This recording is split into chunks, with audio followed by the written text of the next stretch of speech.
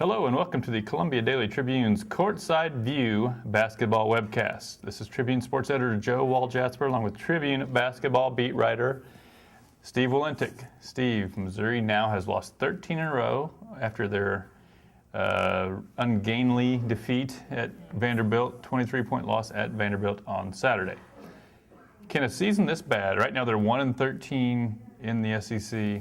They've lost a school record 13 games in a row. Can a season this bad have greater long-term implications on a program than just one horrible season?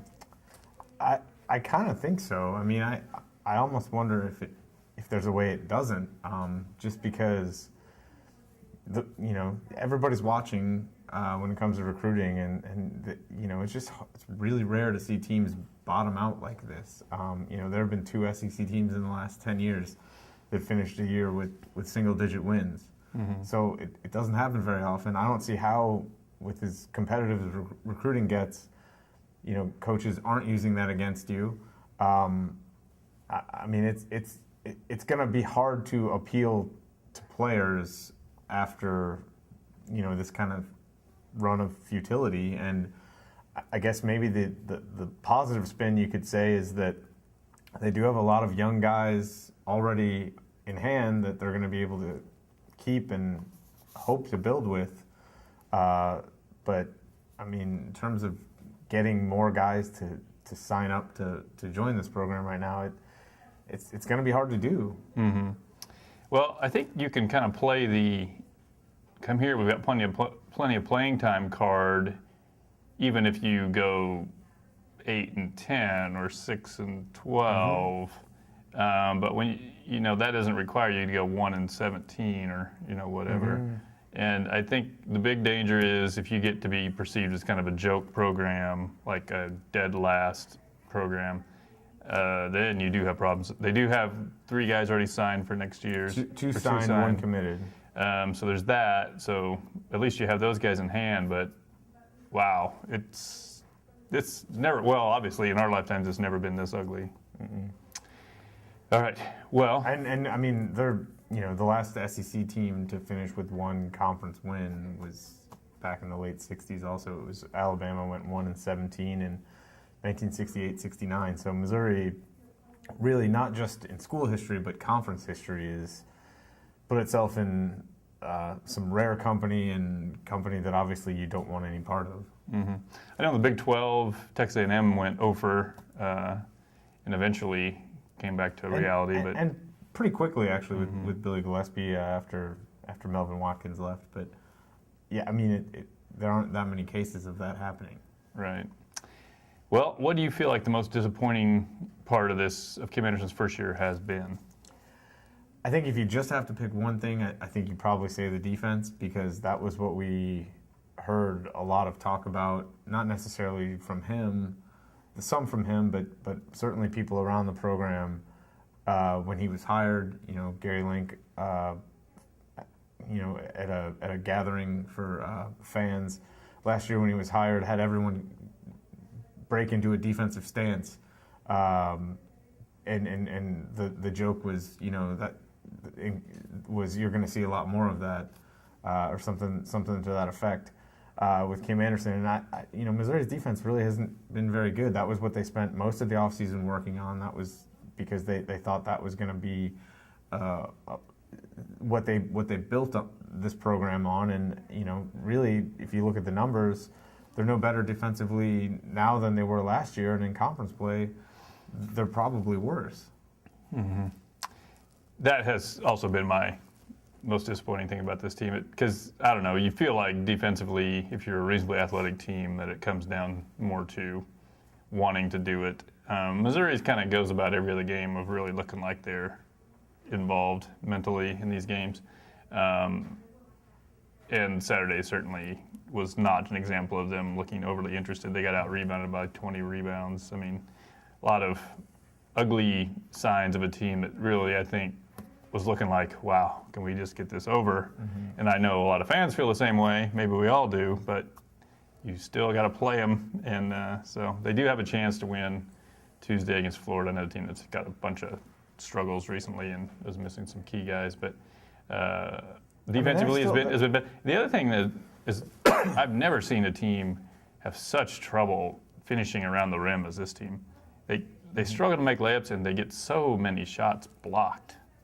Yeah, and the block shots thing, I think that's been a several years problem, because Missouri last year had a lot of difficulty in that area as well. But they weren't able. This team, unlike that team, doesn't have anybody that makes perimeter shots consistently. I mean, if you look at 4 of Missouri's top 5 scorers right now, they're all shooting under 40%. And the other one's Jonathan Williams, who I think is shooting under 40% in league play, and is only shooting in the low 40s. I mean, they're not a good shooting team. I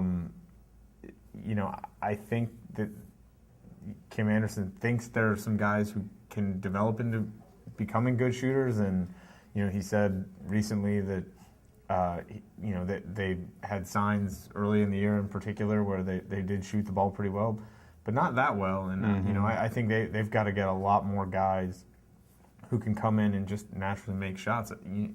You look at the game on Saturday, and if you lined up the two teams, Missouri and Vanderbilt, size-wise, Damian Jones is a little bigger and more imposing than maybe anybody Missouri has. But the biggest difference, I think, is that Vanderbilt was able to surround him with 4 or 5 guys who could make shots. And Missouri doesn't have anybody who's made shots consistently. Anybody that you can kick the ball out to and expect that, if he's got space, that thing's going in. And that's a tough spot to be in. I don't know if you can make guys better shooters or if that's something they have to show up doing. I imagine you can improve that, but the guys who tend to be great shooters were great shooters before getting here, and I don't think they have that many guys who are great shooters, in their high school or prep careers. Once in a while, you see a guy. I remember Ricky Paulding missed like his first 23 three-pointers, and then after a few years was a pretty good three-point shooter. Obviously, he's going to take a lot of work in the offseason for all of these guys because they all got a ton of improvement. I just remember watching Missouri 3 years ago, and they would throw the ball into Ricardo Ratliff, who was about 6'7" and could barely dunk if he could dunk at all, and just shot like 75% in there, just sort of contorting himself around. And these guys just are the opposite, where, I don't know, they need to work on some post moves. But also, that team 3 years ago, you couldn't just collapse inside on them because they did have all the other guys who could shoot it. Yeah, and that makes a difference. If you've got to spread the floor, or you can spread the floor and make teams play you honestly, then there's more space inside, so guys aren't as rushed to make those shots. I think Ricardo was especially gifted at making some tough shots from difficult angles and things like that, and he had great hands, and he had skills that. Let's just talk about the 2012 team. That I don't see anybody. Let's take 10 more minutes talking about that. That I don't see anybody on this team having those sorts of skills right now. But there are ways, even if you don't have those things, to get better. And I think having a couple more guys that you have to respect on the perimeter, I think would make things easier for the guys inside. All right, we're going to attempt to finish this on a somewhat positive note. See if you got it in you. Have you seen anything in SEC play that gives you hope for the future for Missouri basketball? Well, I think 2 things.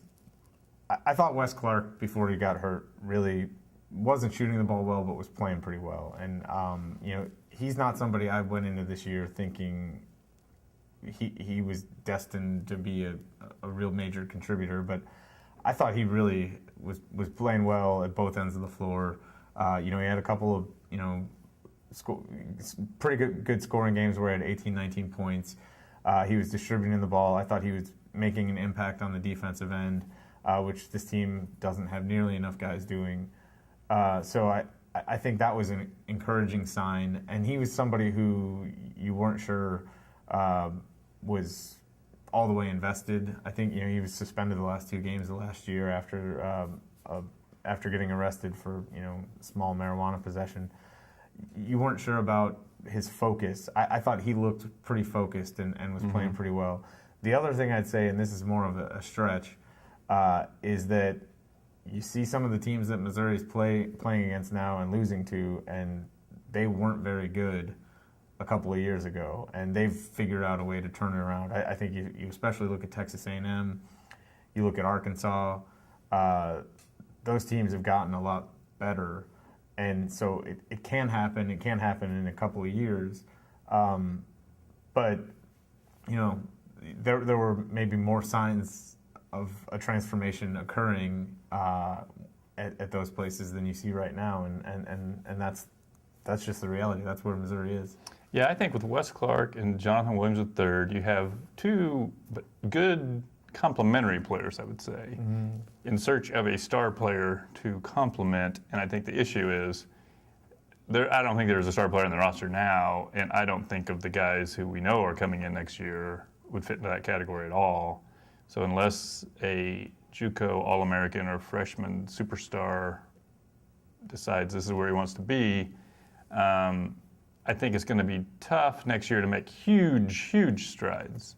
But I think next year they do need to get back to where they're a 500 team overall at least and are more competitive. I look at Missouri this year, and I don't know that they should be, they should be like Auburn or, it seemed like they could be in the Auburn, Vanderbilt, Tennessee sort of category where it's not a good year, but it's not a disaster, but it is bottomed out. Yeah, I mean, I think I completely agree with that. And I will say a couple caveats. One, they played the number 6 strength schedule in the country, and they shouldn't have. I mean, that was a mistake. But the SEC schedule's the same, No, but it's not. Well, it's similar. Well, it's similar, but theirs actually has been harder than anybody else's because they played Kentucky twice, they played Arkansas twice, and they played A&M twice. And those are at least 3 of the 4 best, if not the 3 best teams in the league. And they've already played them. I mean, there's still 4 games left, and they theoretically have easier games down the stretch. We're nitpicking here, but their schedule has been tough, so that they get a little bit of a pass for that. And for Auburn, and when you look at Auburn and Tennessee and compare them, those teams are a little bit more experienced than they are. So that does play into this at some point. I think Missouri has a chance to get better with another year of experience and an offseason of conditioning where, Keenan Gant actually has played better the last couple of games. He still struggles to hold his ground on the defensive end and gets pushed around on the glass because he's not physically there yet. I think, he can be a better player. I don't think he can be a star player necessarily, but he can be a better player if he has, more of a base to work with. And can develop that in the offseason. You do look, I put a list together of all of Missouri's freshmen now compared to some of the notable freshmen from the last 15 years. And, there were guys who were great as freshmen who became great players like Kareem Rush and Linus Glaza. But there were other guys like Leo Lyons who didn't do much of anything. And Keenan's numbers and Monte Gil Caesar's numbers compare pretty favorably to those guys, so they can get better over time. It's just, a lot of this is going to be what these guys do themselves to improve in the offseason and how much stronger they get, because until they're able physically to hold up in SEC play, and until they're more skilled than they are right now, because they're not a very skilled team at all. They're not going to win games, and they're not going to show any sort of dramatic improvement. Yeah, I think talking about skills, the ball handling is, I think I don't know what number 1 problems is, but like that Arkansas game, Schamberger looked like the only guy who wanted any part of that ball, bringing it up against the press, and other guys were very panicky. So. And you look again, the Vanderbilt game. Vanderbilt's a team that passes the ball exceptionally well. I think they're leading the country in assists per made field goal. They were able to have the ball zipping in and out of Missouri's defense. And I'm not saying that that's been a tremendous achievement for teams this year, but the difference in skill level between Missouri and Vanderbilt I thought was pretty striking. Not just shooting the ball, but also passing the ball. And so the coaching staff obviously has a lot of work cut out for it to get those guys to be able to do those things. All right, well, we're almost through, Steve. A few more weeks. So tune in again next week when we look forward to the final regular season week of Missouri basketball.